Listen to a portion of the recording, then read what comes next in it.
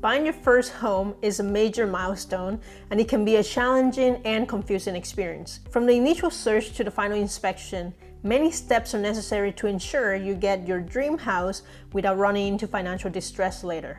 It is not easy to purchase a home these days. There is so much involved in the process that you have to be prepared for anything. From understanding the market to thinking about what neighborhood you will live in and how much you can afford. There are so many factors that go into buying a house. If you're in the market for one, here are the most important things you should know to be prepared and ready for the purchase when the time comes. The first thing to do when you want to buy a house is to figure out how much you can afford. Start by looking at how much the mortgage company would let you borrow. You can do this by applying to a bank, a credit union, or an online lender and ask them what kind of mortgage products they offer and what you can get approved for.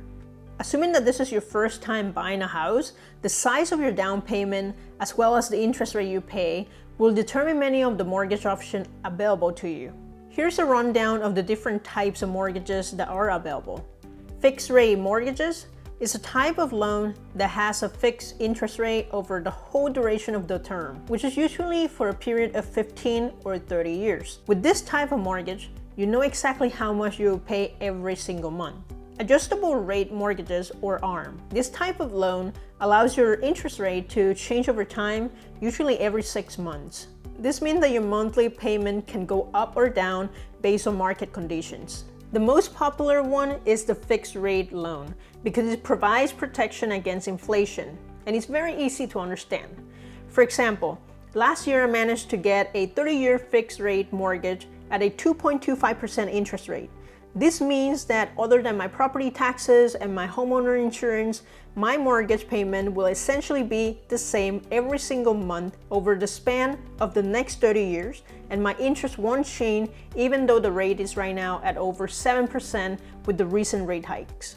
The most common 30-year fixed rate mortgage loans are conventional loans, which require you to put at least 20% down if you don't want to pay a monthly mortgage premium. There are also government-backed mortgage loans such as FHA and VA loans. With FHA loan, you can put as little as 3.5% down, and it doesn't require you to have the best credit score.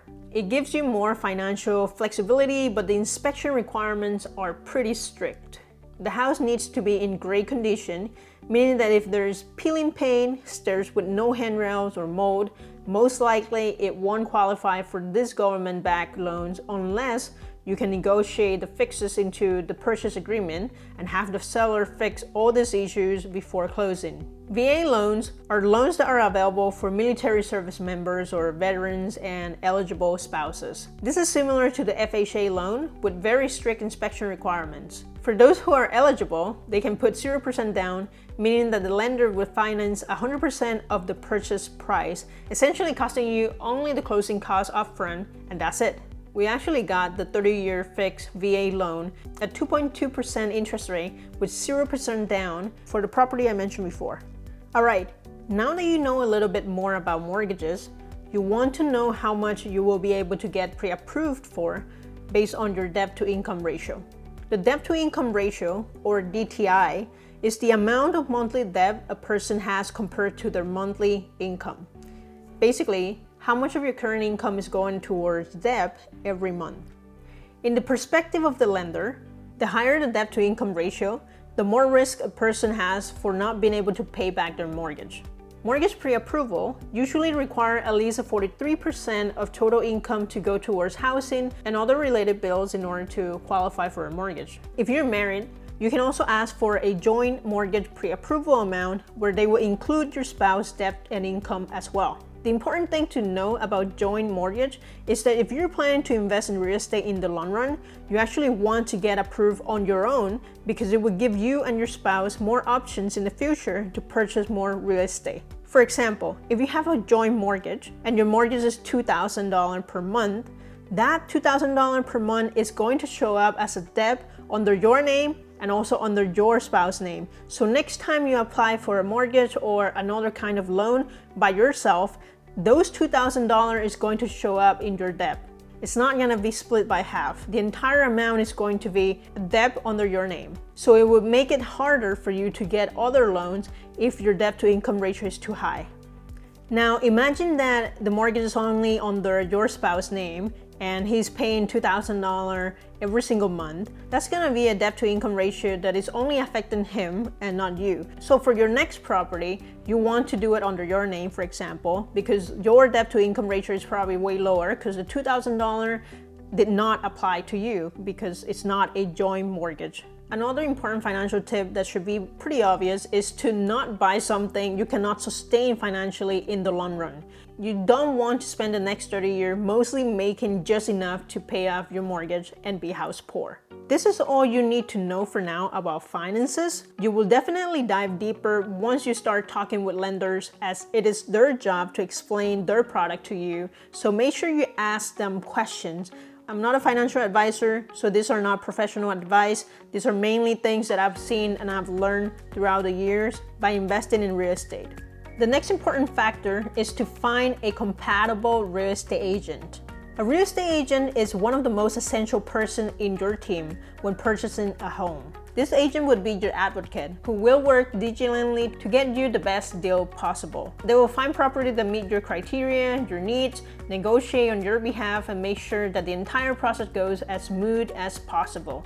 If you work with an experienced agent, you might be able to tap into their network and get recommendations on other lenders, lawyers, and also contractors as well. Make sure you interview several real estate agents and go to open houses with them. Listen to their opinion about the houses you see and figure out who is the one you will learn the most and get the most genuine opinion. Personally, I went with an agent who was a real estate investor himself. We connected a year before I started going into open houses. We went to a few together and he pointed out a few things I should be aware of regarding the home location and condition as an investor. Next thing you want to do is to research and find 3 to 5 different towns you will want to live in, assuming that you're buying this house for yourself and not for investment. To gain insight into a neighborhood, I use websites like Neighborhood Scouts, where I can find the median home prices, demographics, crime rate, school rating. Unfortunately, it isn't a free service, so if you don't want to pay for it, you can always search for each of this specific information using Google. You can also use Redfin or Trulia Insights to get some of this information. For each town, you also want to consider the amenities and the time it takes to commute to work. If you're planning to have kids and live in your home long term, definitely look into the public school system as well. The next thing you want to do is to go to as many open houses as you can to learn what you can get. It is okay to pick a few towns and go to open houses so you see what you could get for the price in each one. You will quickly learn which are the ones you want to avoid and which are the ones you really want to live in. I literally went to all the open houses I could find for multifamily home in the greater Boston area, and I wrote notes about each one of them even when I wasn't interested in placing an offer. And I saved this information so I can see how much they sold for and get an idea of the market. Once you know how much house you can afford, the type of lending option you have at your disposal, and an understanding of the town and market around you, it is time to write your criteria down, share it with your real estate agent, and start house hunting for real. For example, a waterfront single family with half an acre of land with a minimum of 2 bedrooms and 2 bathrooms with water and gas line connected to the city and no major repair required, in the price range of $300 to $400K, and having a commute that is no longer than an hour away from work during rush hour. Once you find a house that matches all your criteria, you can place an offer. It might take a few tries before you finally get the house that you want. During my first house hunt, I submitted over 5 offers, got 1 accepted, but we back out after inspection and failed negotiation, and finally closed on another one in a better location. Your criteria will be different based on the ultimate purpose you have for your first property. Some of you might want a forever house, others might want to live there for a few years and then move, so you want to figure out what it is that you want and research the market you are in. As an investor, it gets a little bit more complicated, where you will want to also do an analysis on how much rent you could get per unit or room based on the location, and also how much you will have to pay in monthly expenses such as utility, repairs, maintenance, management, and more. The real learning happens when you put these 5 steps into action. I spent 2 years reading a bunch of books, listening to podcasts and doing analysis, but I really felt like I started learning when I went to my first open house. Let me know in the comment if you find any of this information valuable, and don't hesitate to ask if you got any questions. Give this video a thumbs up and subscribe if you haven't yet. Thank you so much for watching, and I will see you in the next one.